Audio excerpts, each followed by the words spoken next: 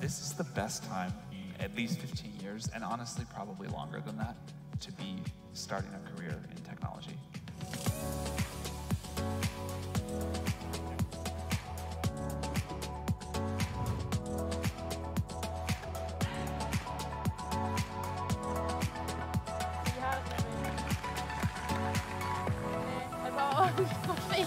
Infineon has a good focus on a culture that is good at repeating innovation. And I think this is one of the harder things to build in any kind of institution.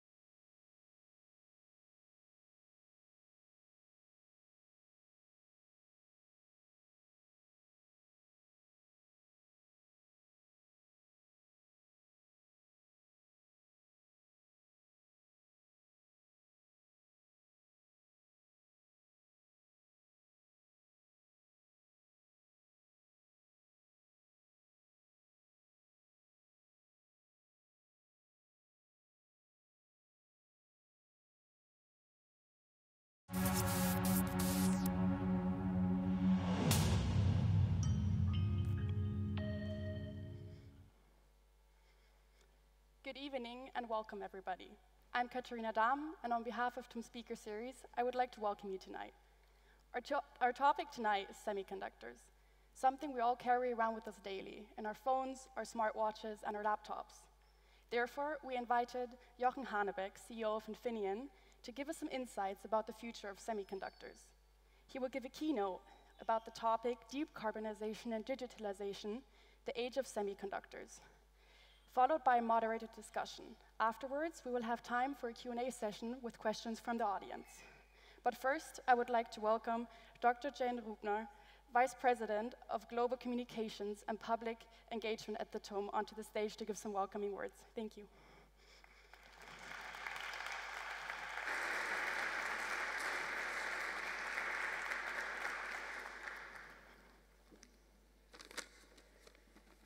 Thank you, Katharina, and a very warm welcome from my side for the whole Board of Management.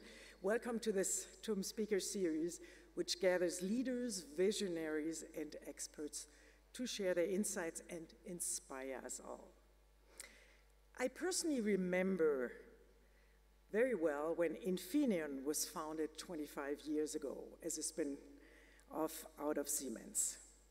Back then it was quite a hype, and as a physicist I also found it very interesting, since the hopes, and it was a hype since the hopes of keeping semiconductor know-how and production in Germany, these hopes were very, very high then. And these hopes became reality. Today, Infineon is one of the leading semiconductor companies in the world with 16 billion of reported revenues and almost 60,000 employees worldwide. More so, I think I read the factory in Dresden is being extended. I hope it's working well, and I hope it's even being extended more in the future. So today, Infineon is here. Infineon CEO is here at TUM, Jochen Hanebeck. And a very warm welcome to Jochen Hanebeck. As a CEO, he oversees Infineon's strategic direction and is directly involved in driving sustainability, innovation, and technological advancement. Innovation, technology, sustainability. At the intersection of these three dimensions lays today's topic, decarbonization and digitalization in the case of semiconductors. And here, at this point, Infineon tries to act through its range of systems and products. Specializing in power systems and in the Internet of Things, the company wants to enable solutions for sustainable energy, clean and safe mobility, and smart IoT, Internet of Things applications. I think it might not be obvious, and we will hear more about it, but decarbonization and digitalization are closely linked. The reduction or even elimination of carbon dioxide emissions and greenhouse gases across industries like energy, transport, manufacturing, they will need further digitalization. And on the other hand, digitalization can facilitate the integration of renewable energy sources, can optimize energy consumption and enable the electrification of transport and industry. Therefore, I believe in tandem, digitalization and decarbonization could be beneficial to create a sustainable future. So, Jochen Hanebeck, we are very excited about your speech and to hear some of the examples you're bringing to TUM. Before I pass on to you, I want to thank the student organizers for their tireless efforts in orchestrating the TUM Speaker Series. Your dedication to creating engaging and insightful talks has really enriched our university's academic experience, allowing our students and guests to learn from esteemed speakers and to broaden their perspectives. I think you really do hard work behind the scenes and does not go unnoticed, and we are really truly grateful for your commitment to fostering this culture of learning and inspiration on our campus. Thank you so much for that. And now it is my great pleasure to hand over the stage to Jochen Hanebeck, who will speak after a short corporate video. Unfortunately, I cannot stay for your talk because I have other things to do, but I think there will be a transcript and I will look at it later. So, very welcome again, Jochen Hanebeck, and the floor will be yours after the short video. Thank you.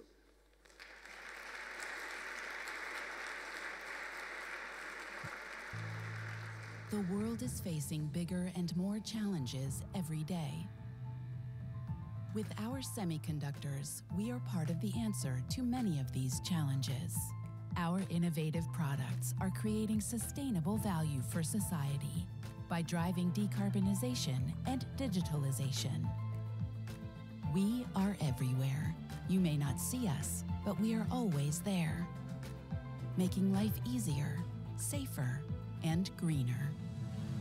Our microelectronics contribute towards energy efficiency, making it possible to achieve more with the same or even less resources for a sustainable future. Semiconductors are at the heart of the transition towards green, safe, and smart mobility. We make mobility electric, connected, autonomous, and user-centric. We build trust in a connected world with robust and future-proof security solutions, serving a wide range of applications, from consumer devices to industrial applications and connected vehicles. We make the IoT work by developing solutions to smartify everything, from devices and homes to factories and cars. We are the link between the real and the digital world to create a future worth living for all of us and for the generations to come. Infineon. Hello, good afternoon to everybody. Thanks for having me, and delighted to see the Audimax pretty crowded, but maybe it's also that the alternative of the English Garden or the Isar River is less attractive today than this presentation, so I hope I fulfill your expectations. I will dive a little bit into technical content, but also keep some aspects on high level so everybody can hopefully follow. And I'm very interested, most of all, in your questions, so please feel free to bombard with questions right after. Decarbonization and digitalization, the age of semiconductors, that's what I've chosen as a title for the presentation. As Sean already said, digitalization and decarbonization go hand in hand. There is no decarbonization without digitalization. We need to approach it together with our customers, with our suppliers, with university research in all dimensions. And why we are doing this? Well, we want to live behind a planet worthwhile living for future generation, for your generation, but more to come. I will show you that semiconductors are essential for this transition. For this, I would like to dive a little bit into history and the diversity of semiconductors. For this, I've come up with this picture of a tree. And the tree always starts with the roots. And the roots are the first transistor invented by Mr. Shockley and others at Bell Labs 1947, so 75 years ago. A transistor 1 centimeter in diameter, bipolar type, and very, very basic. You see then behind me the major part of the tree being the central trunk, and that's what's most often talked about, which is the shrink path, which Gordon Moore, one of the founders of Intel, predicted to accelerate or continue its speed over many, many, many years. Actually, today's transistors at 5 nanometers is 10 million times smaller than the original one. And if that is something you cannot grab, then the current transistors of 5 nanometers is 10,000 times thinner than a human hair. all these transistors are packed into what we call integrated circuits. And the most advanced one, we probably have heard about that one, the NVIDIA, the latest generation of Blackwell GPUs, contains 200 billion transistors on one chip. 200 billion. 1947, one transistor. But the picture also shows you that besides the main trunk of the tree, there are many branches. And that's often forgotten. Gordon Moore called it then more than Moore. And that is about, for example, on the right-hand side, power semiconductors, which you need to switch high voltage, high current, up to the thousands of amps and volts. And on the left-hand side, topics like sensors, like high frequency, also memories on the upper right-hand side. So that there's a diversity now in semiconductors which is required to cover all aspects of electronic systems. Because typically in an electronic system, you want to sense something, you want to compute the signal, and then you want to do something, and these are the different semiconductors, sensors, computational type, like microcontroller and microprocessors, and actuators amongst the power semiconductors. Now, where are we in Europe? We have our strengths in Europe. It's not that everything is made in Taiwan or in China or in US. If we talk about power semiconductors, the leaders are in Europe. If we talk about sensors, the leaders are in Europe.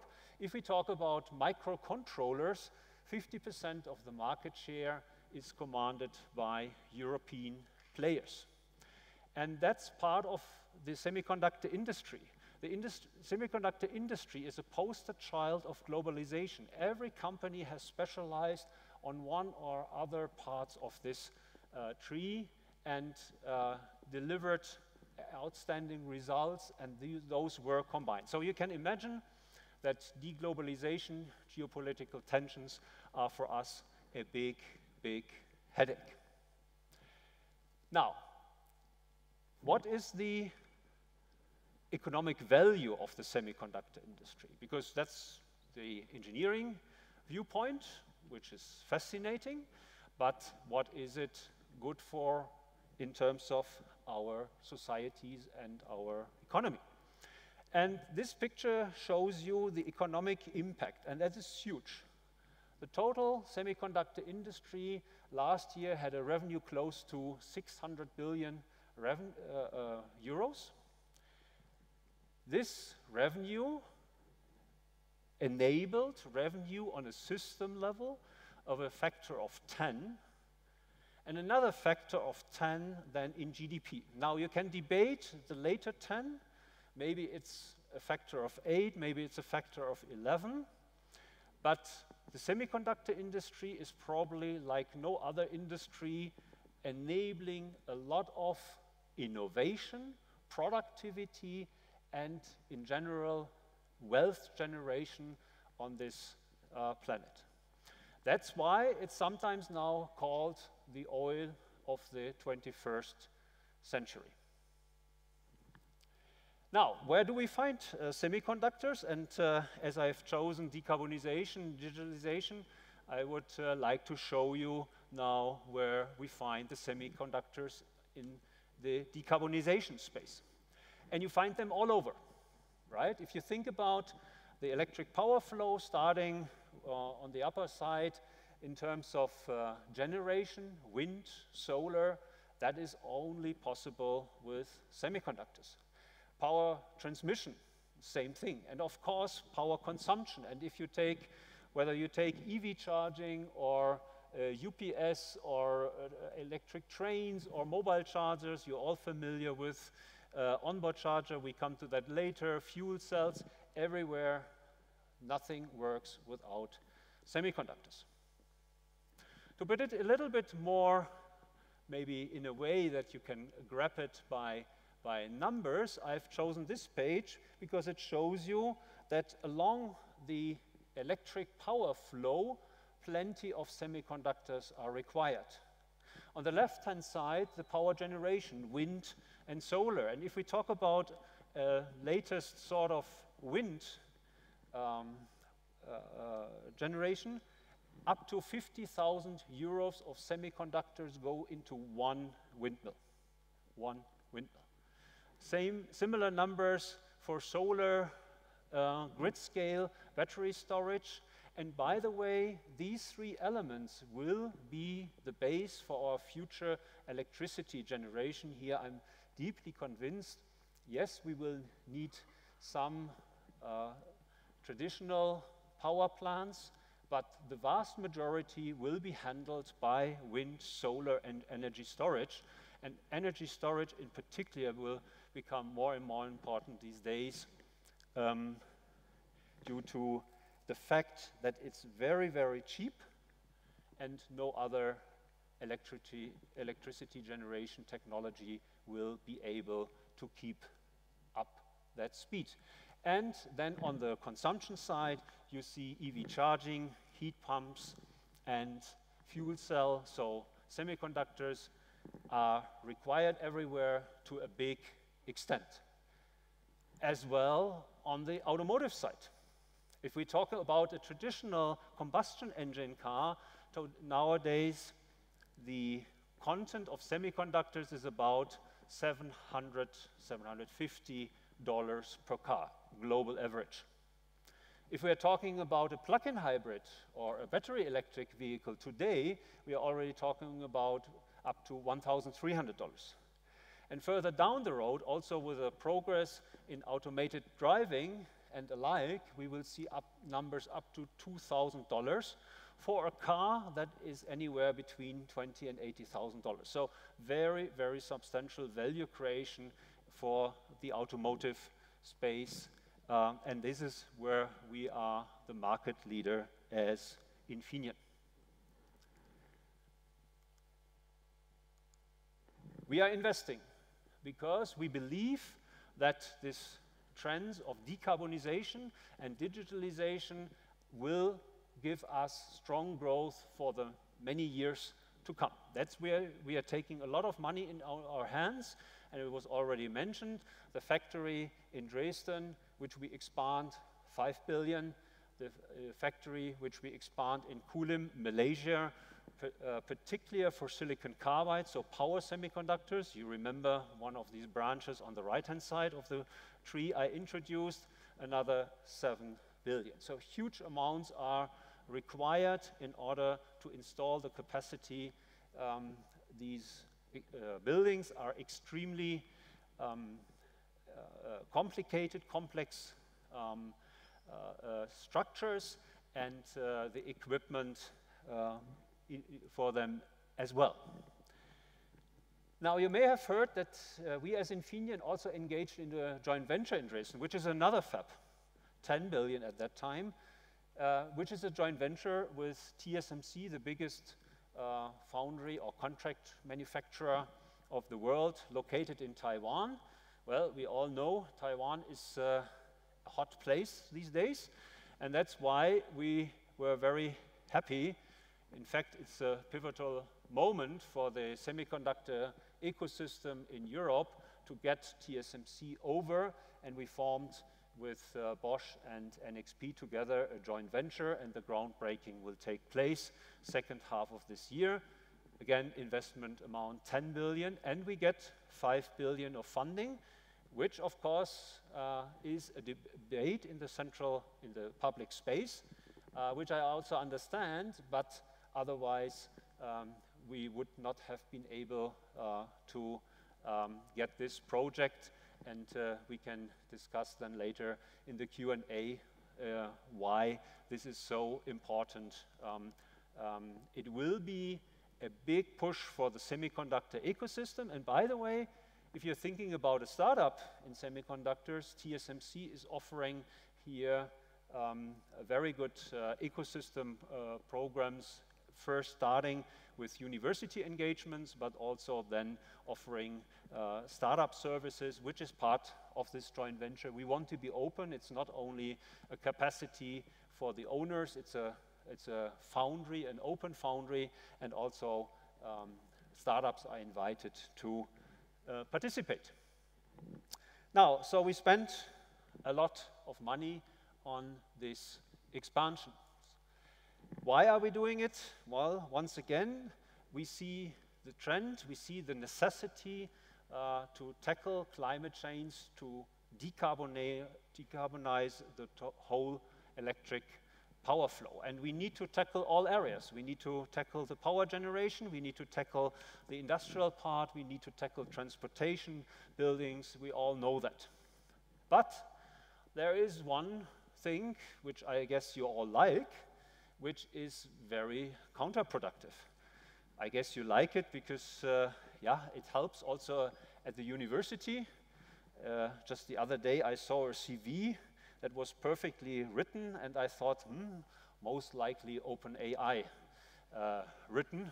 But let's face it, AI is extremely power hungry, especially the training part of it, the inference part less so, but nevertheless it's a huge challenge. And I would like to talk about this challenge now in the second part and show you a little bit what we can do about it. Now, power demand driven by AI. As said, we all love AI. It was one of those inventions which was picked up by, 100 million active users in the first 5 days. Never seen on this planet before, but it's extremely energy intensive. The operators of these data centers are buying electricity to an extent.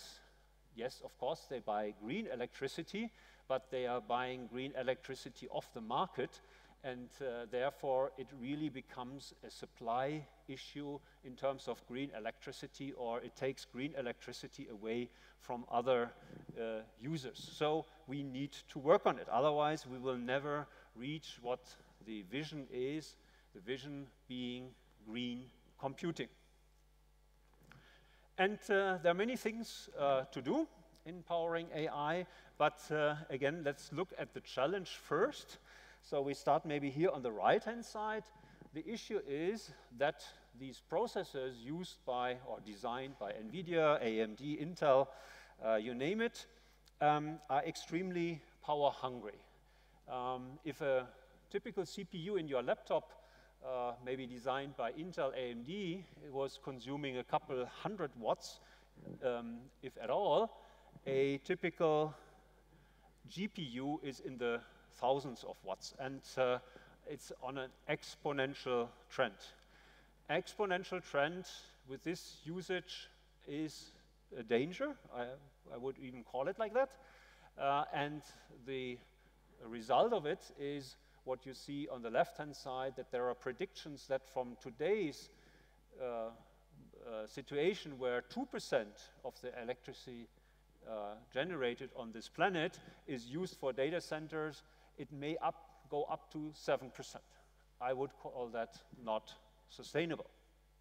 So what can we do? And luckily, many engineers working on that, and there are ways, but a lot needs to be done to bend the curve. One way is what we are working on, and that is making the power supply of these GPUs even more efficient. Currently, they are fed from the side by current, electric current, by electricity. Now you may say, okay, doesn't sound too fascinating. Well, it's 40 rails feeding one processor, because you probably all remember, power equals voltage times current. But if your power is 1000 watts and your voltage, your core voltage, which the processor can stand, is half a volt, you need to feed in 2000 amps. And if that sounds trivial, then let's tell you these 1000 amps you need to switch in microseconds. If you still think that's trivial, then join us. What we are suggesting is to feed the processor from underneath, and actually as we speak, we are ramping the first processors, the first data centers like that. And if all data centers would be equipped already with this technology, a 12% total cost of ownership would be the result, or to put it in a more tangible way for you, maybe 12% electricity reduction means the total consumption of Portugal as we speak. So huge opportunity, and we are driving here the innovation forward. Another way is putting AI to the edge, right? We cannot afford to process all AI in the cloud. We need to get it to the edge where we have devices which are maybe by computational power not as powerful, but of course a lot more efficient. And that can be your handheld device, your smartphone, but it can be also any other sort of microcontroller sitting in an industrial application or wherever. So pushing topics to the edge, but it also means that a lot of work is required to train the models in a different way, because obviously the approach of the models trained in the cloud cannot be applied one-to-one to an edge AI device. You need to reduce the models, make it much more targeted, but a lot of activities are ongoing. And if I was talking before about microprocessors as part of the main trunk of the tree, you can assume that over time now all these controllers will get more and more AI, and you have seen maybe today also the announcement of a famous company from Cupertino, which is also bringing AI to the edge. But that will not be sufficient. We need more advancement on the architecture. Let's remember, why are we using GPUs for AI? Because they have a specific architecture which makes it particularly easy to run neural networks as compared to the CPUs based on the famous von Neumann architecture. But even the GPU architecture will not be sufficient in the future to handle this sort of computational power and progress enhancement in the power we need. So the world is talking about neuromorphic chips. Now with neuromorphic chip, the idea is basically to get closer to what the human brain does. The human brain, first of all, is running on 20 watts. 20 watts, not 1,000, not 100, 20 watts.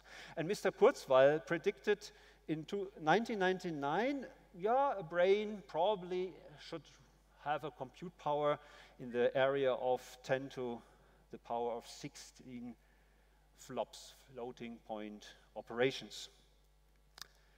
Well, if you look at the latest Blackwell from NVIDIA, by coincidence, same number of flops. But is this thing even in the configuration that is here assumed? Again, 200 billion transistors, we remember it from the first page. Is this thing able to simulate a human brain? No, not at all, even though it consumes 2,000 watts. So we are nowhere near to simulate a new human brain by AI. So obviously our human neurons do some things very, very different. And maybe Mr. Tuczynski from 2006 is closer to reality, who predicted, no, it's not, the human brain is not offering a performance of 2 times 10 to the power of 16, but rather to the power of 28. We will find out, but progress in architecture is absolutely mandatory to handle this power efficiency aspect, besides all the others I talked about. And with this, I already come to my summary, looking forward to your questions. So I hope I was able to show you to fight climate change. We need to reduce emissions in all areas. No way around semiconductors. Everything requires this sort of technologies.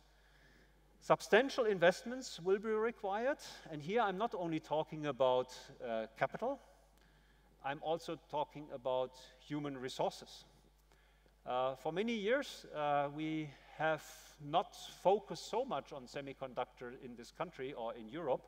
We will need a lot of a lot of young brains, talented people for this industry, and that is true for the university degrees, but also for maintenance people, because one thing you really want to make sure is if you invest so much capital, then you want to run these factories on 24/7.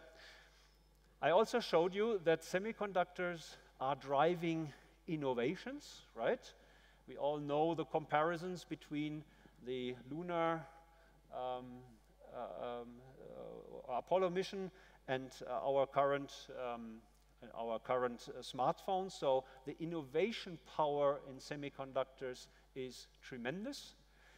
It also offered so far productivity to an extent never seen elsewhere. That is somehow slowing down. If you're going to the top of the tree at 2 nanometers, there's no more productivity. It's all about computational performance at an increasing cost. So there, in that sense, something is changing in the industry, but up to now, the semiconductor industry delivered productivity to an extent, I think, very difficult to match by any other industry. Cloud AI systems are hungry. We should be aware if we ask ChatGPT the next time, but again, inference is not the problem, it's the training which is the biggest problem, because we need to achieve green computing, and in order to do so, we have a couple of levers, more than I showed today, but some I wanted to introduce to you. Thank you very much, and now happy to take your questions.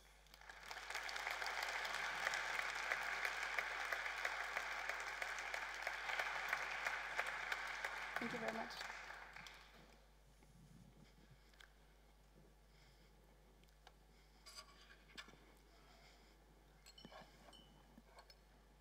Thank you for your keynote, and yeah, you're welcome to have some water. Thank you very much as well.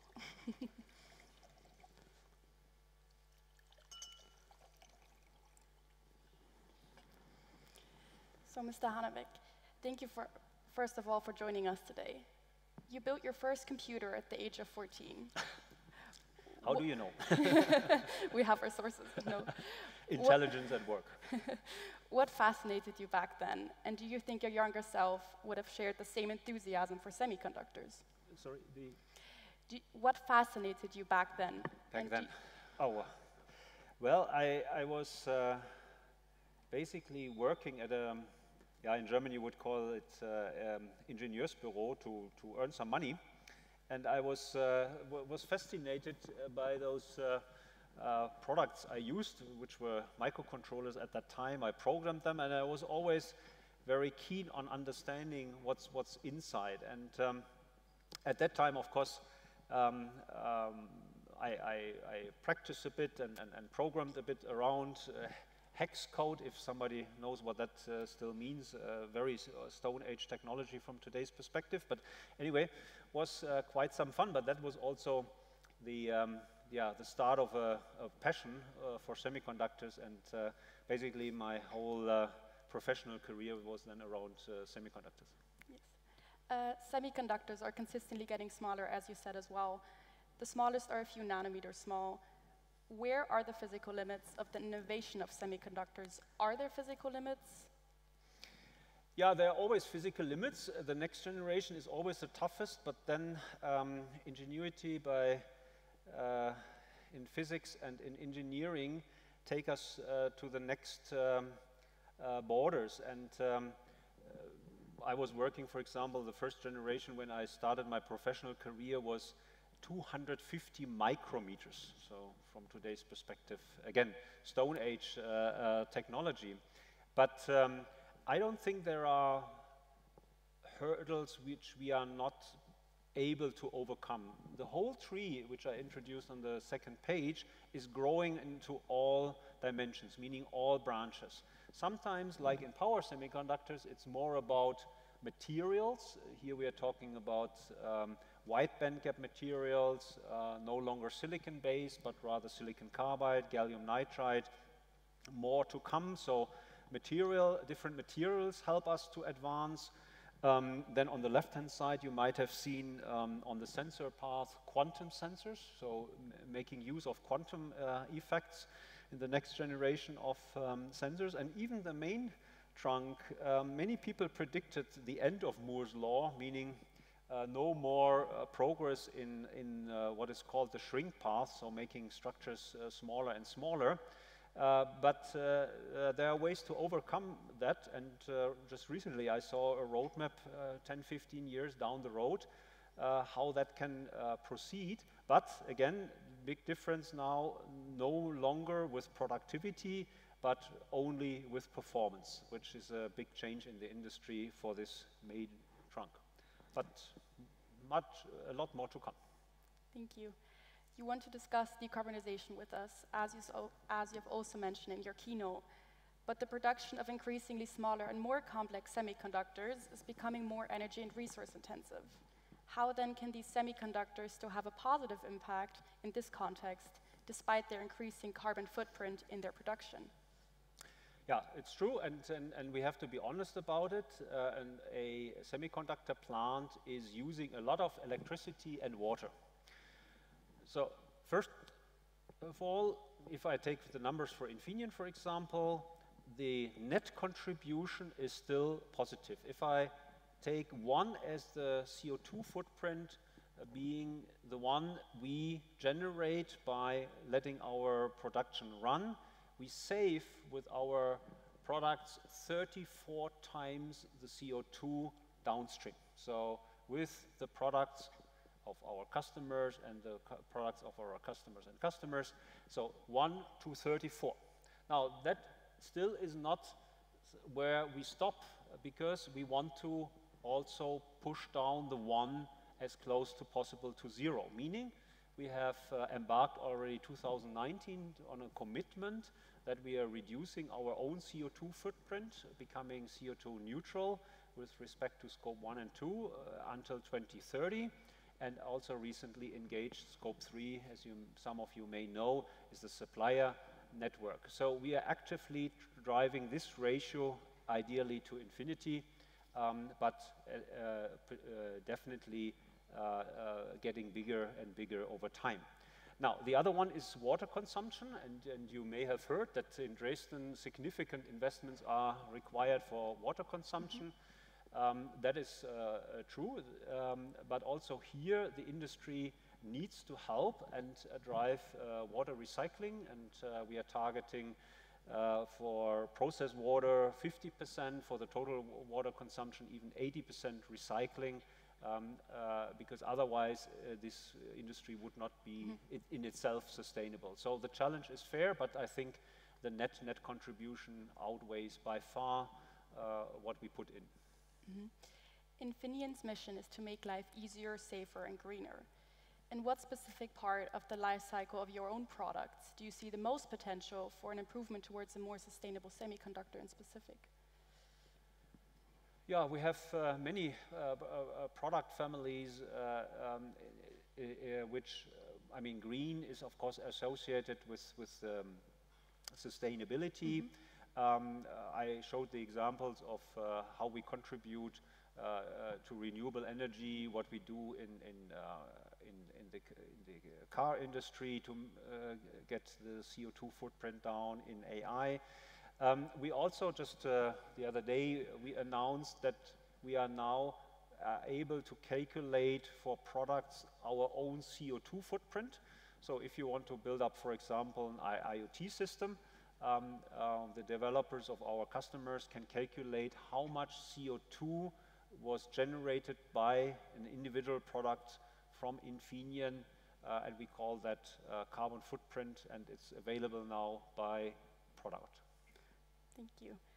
The automobile sector is currently responsible for more than half of Infineon's revenues. As we've seen this year so far, the demand for electric cars, which require significantly more semiconductors compared to cars with combustion engine, has decreased. Will Infineon shift its focus and search for other revenues? Well, that's a very Western discussion, to be honest. If we were sitting in China, it would be just the other way around. If you walk the streets of Shanghai, they have done a nice job by giving different license plates to what they call new energy vehicles, and compared to combustion engine, and you would see that almost half of the cars in Shanghai are by now new energy vehicles, growing. So the new registration just passed now 50%, so it's a big push by the Chinese. And in the Western world, we are slowing down, and I'm afraid this will have consequences for the automotive industry in the Western world, because at a decisive moment, the Western OEMs are slowing down and will give up certain parts of the market to Chinese competitors, which are accelerating as we speak. Now, as Infineon, we have always had the strategy to diversify, and actually our market share for automotive semiconductors in China is even higher than the one in Europe. So for us it's not an issue, but I worry about the Western or the European and Western car manufacturers, how they will handle this challenge. And you see the debate is on tariffs and the like.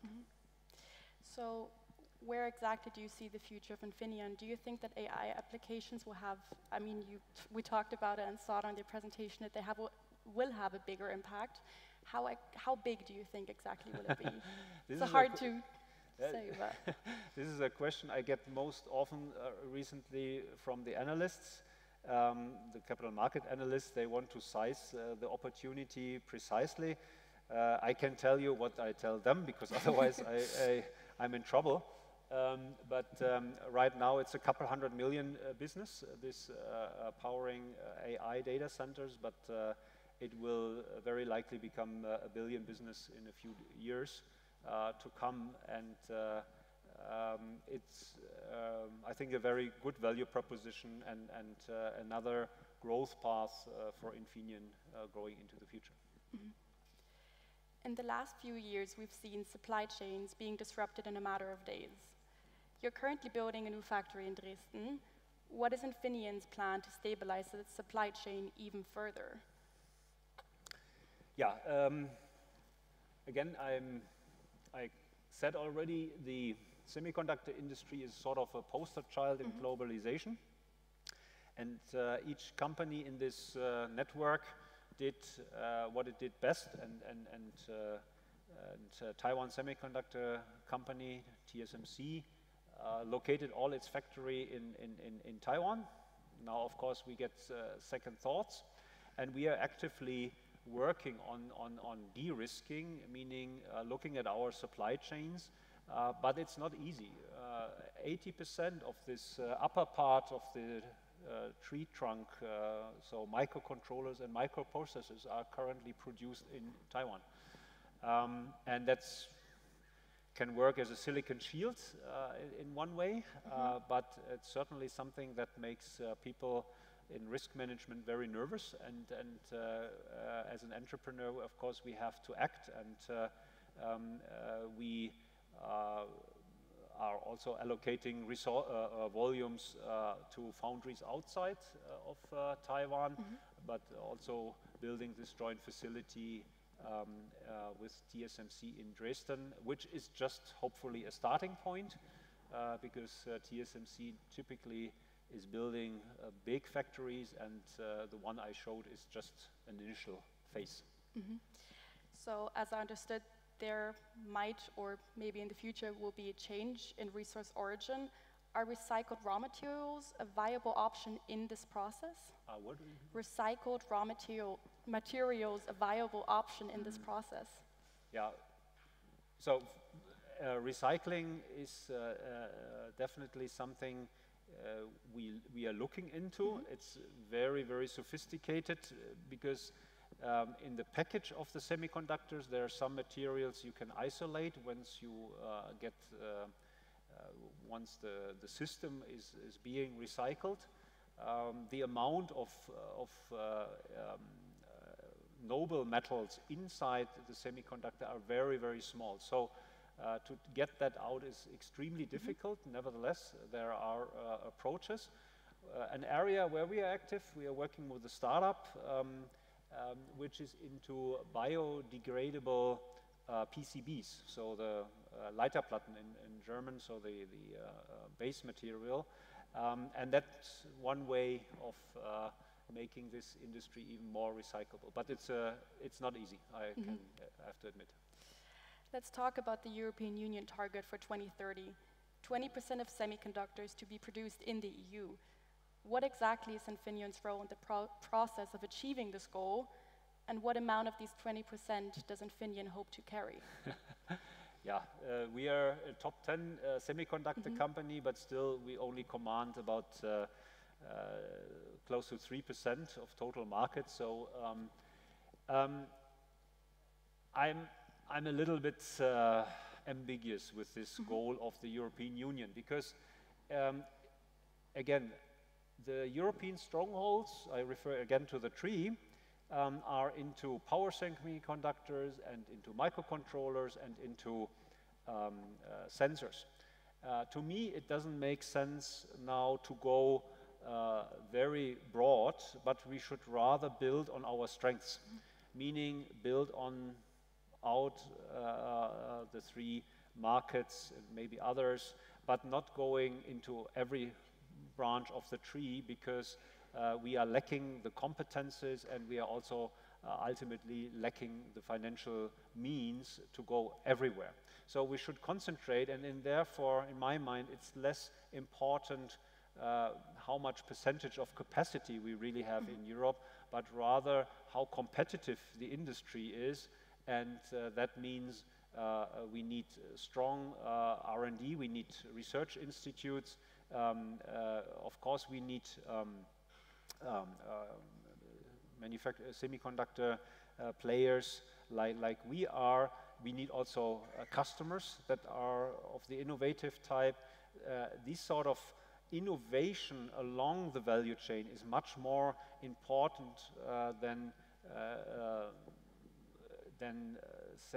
having now a capacity of 10 or 20%. So innovation power is at the end of the day what's decisive. Nevertheless, we should de-risk and make our supply chain somewhat more resilient. But I have to say, even with all what we do and others, no region, no country in the world will achieve self-sufficiency. No way. There will always be dependencies. Now we have a couple of rapid-fire questions for you. Please answer these as shortly and spontaneously as possible. Are you ready? We have asked a few guests about this. If Infineon were an animal, which one do you think it would be?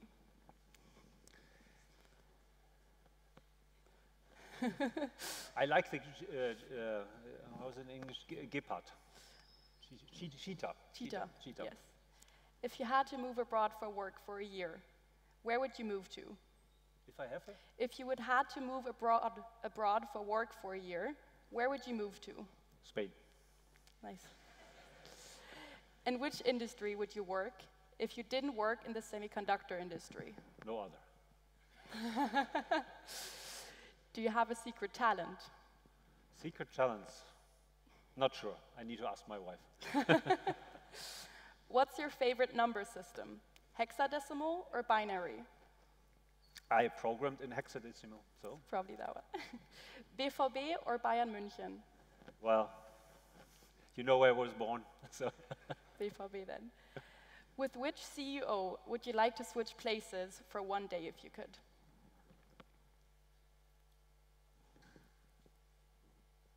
Jensen Huang.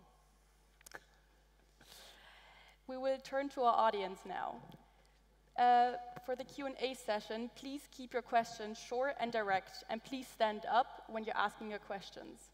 One of my team members will then hand you a microphone.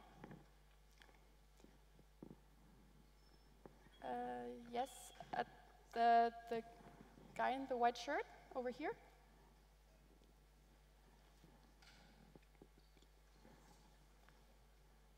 I think it's, hello, first, thanks for the presentation.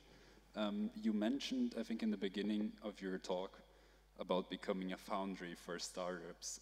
Could you go maybe a little bit more into detail about what you meant with becoming open to startups in the joint venture? Yeah, sure. So TSMC is offering a access for universities, and I think it's either free of charge or very limited money involved to their design system. And that would allow you as a startup linked also to the university to design on their technology nodes.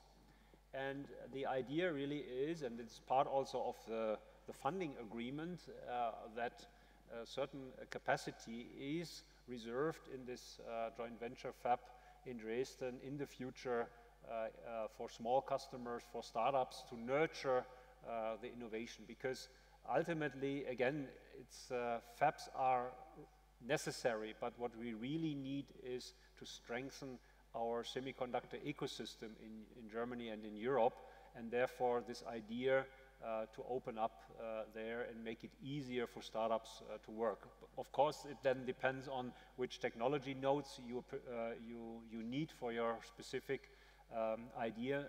Not all, for sure, not all will be available, but the principal idea is nurture the ecosystem, also to make semiconductors, of course, more attractive and for more students to focus on this area.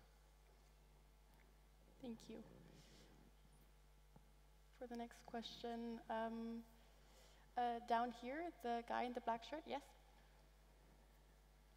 Over there. Thank you. So what were a few skills, this could be soft or technical skills, that has helped you in your professional careers that you believe you did better than others? Furthermore, what advice would you give to someone around our age along the lines of building these important skills? Well, you need to develop skills along your whole career, and different ones if you want to go to management career or technical specialist career. But at your age, I would definitely at first place recommend do what you like to do, because that's where you're probably going to be good or you even excel, and then it becomes a positive reinforcement.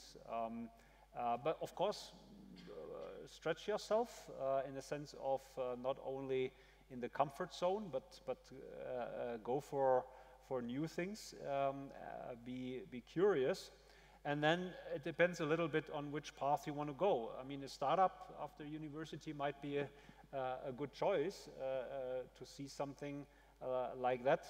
A big corporation like Infineon can offer you different things, and then I would recommend go for really at the beginning of core competencies. So if you want to go, for example, into semiconductors, then most likely R&D or application know-how or also manufacturing know-how is a key of the industry. So get your feet wet into such an area, and then build up from there and see what it comes. I don't think you can plan a professional career. I'm in a way a dinosaur, being at one company for 30 years, but I think you need to collect skills, develop skills, but first of all identify what are you really good at, what is your desire, because that's where you're probably going to excel. Thank you. For the next question, over there, the guy in the blue shirt, blue jumper.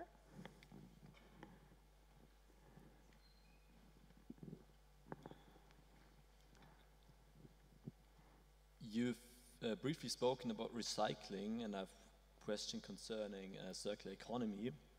So how would you rate the concept in general? I mean, recycling, urban mining in general is a possibility, but also rethinking on how to build components with semiconductors and critical raw materials. So this is also the other end of circular economy. So how would you rate circular economy in general with regards to improving recycling, urban mining, and also redesigning the products to be more resource efficient? In the sense of semiconductor products? Yes. Yeah, improving efficiency is at the heart of the industry, right? I mean, as said, the industry is delivering innovation, but also productivity, and productivity typically means efficiency. So no matter what we do, we try to do more with less. So the efficiency path is clearly established in the semiconductor industry. The problem is if you're really, as the question already before touched, if you really want to recycle each other material as part of a semiconductor, then it becomes very, very tedious, because sometimes we have very small amounts of a certain material for a very certain, for one process step. And we sometimes joke, we use half of the periodic system of elements in the fab, and to get this then in recycling is a big challenge. You may have heard about the potential prohibition on PFAS, which is this, how is it called, Ewigkeitschemikalien in German, which is a big headache for us because we need them in many, many places. Of course, there's now research ongoing how to replace it, but the semiconductor industry requires many different sort of resources in order to design the products we are doing. So recycling on a product level, a challenge. Recycling on a system level with PCB, absolutely possible. Thank you. The girl in the red blazer, down here.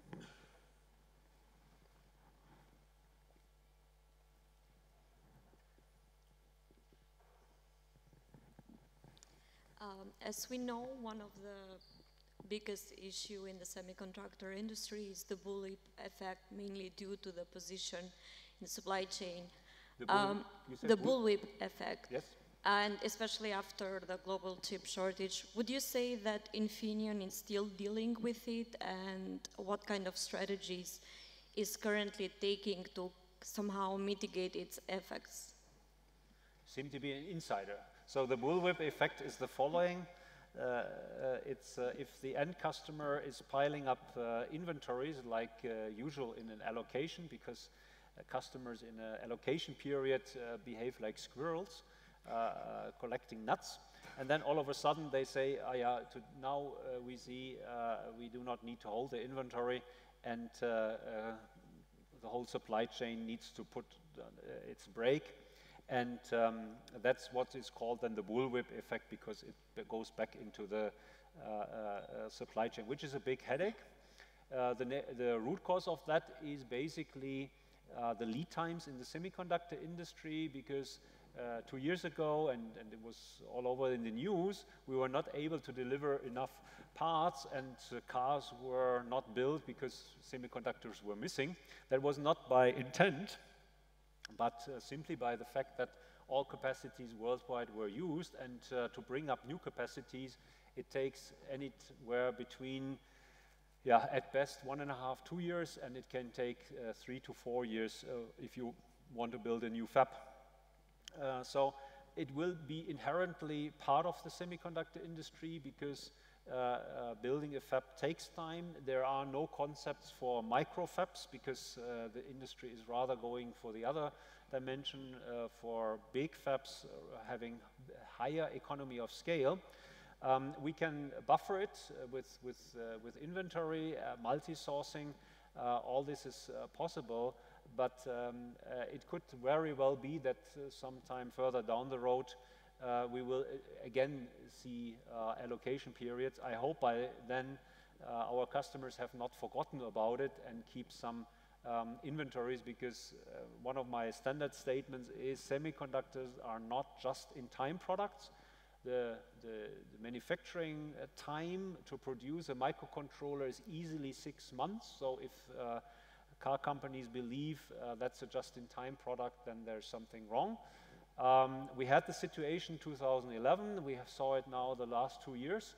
It's inherent. I think the learning is there, but there is not a silver bullet to solve this, other than keeping certain inventories in the value chain to buffer potential demand fluctuations. Thank you. The girl in the blue blazer, just hand the microphone. Yeah, perfect, thank you.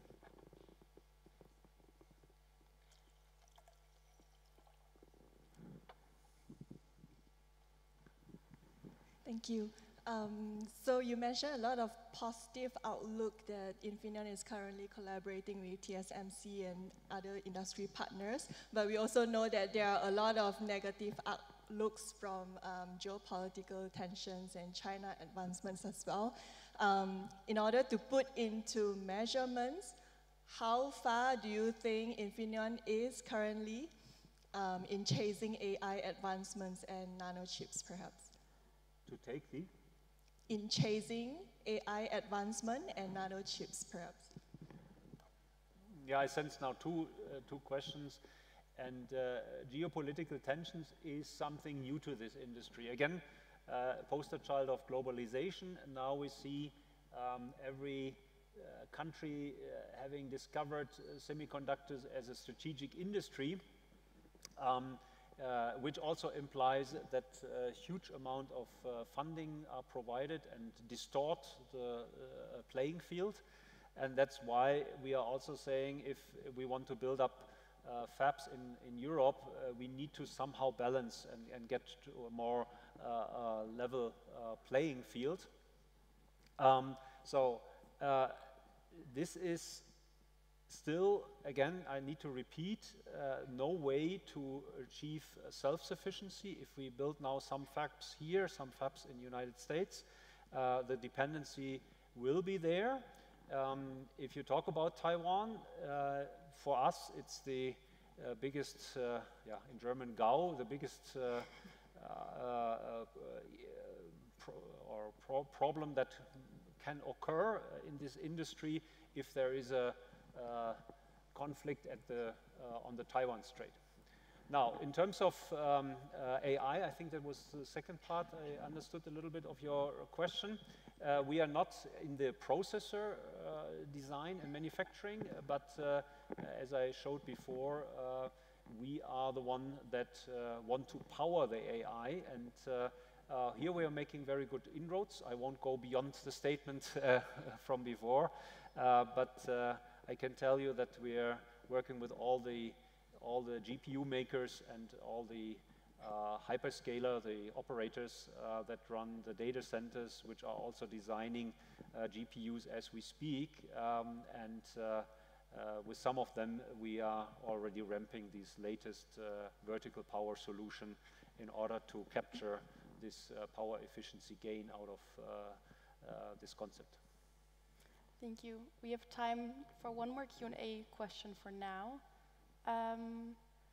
We'll take the girl over here in the black sweater.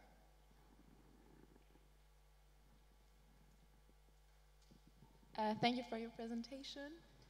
You've been talking a bit about power semiconductors and the materials that they've been made of, and you've briefly mentioned gallium nitride and silicon carbide. Apart from these two new materials, which one do you think will be most promising in the future? Yeah, indeed, power semiconductors, as we speak about materials, so we have squeezed silicon to the extent possible, so we need to switch, which is a major topic for the industry. It's always easier to follow the path of the past, but sometimes disruptions are required, and that's exactly what happens in the power semiconductor space. Now, besides silicon carbide, which offers a unique thermal capabilities and higher band gap, so being better able to block higher voltages, the material which is currently becoming more and more into focus is gallium nitride. Very different material, also wide band gap, but with high electron mobility. So now I don't want to go deeper into technology, but that's something that is emerging, and we will see it. By the way, you can buy it already if you buy a charger for your smartphone, laptop with a power rating of more than 100 watts. It's likely going to be based gallium nitride based, and maybe the next technology around the corner, but that corner might be 5–10 years down the road, is gallium oxide. Again, the periodic system of elements offers plenty of combinations. Thank you for all of your questions. Now we have one closing question for you. What was an experience that shaped your professional life significantly? Oh, many. I think I was lucky a couple of times. I was lucky when I graduated. I have to say I graduated from Aachen, so sorry, not from Munich. I graduated in Aachen, but I got the chance right away to go to the United States and work there in a, at that time, famous research center on semiconductors. That was luck. And I was also lucky to have two bosses in my professional career,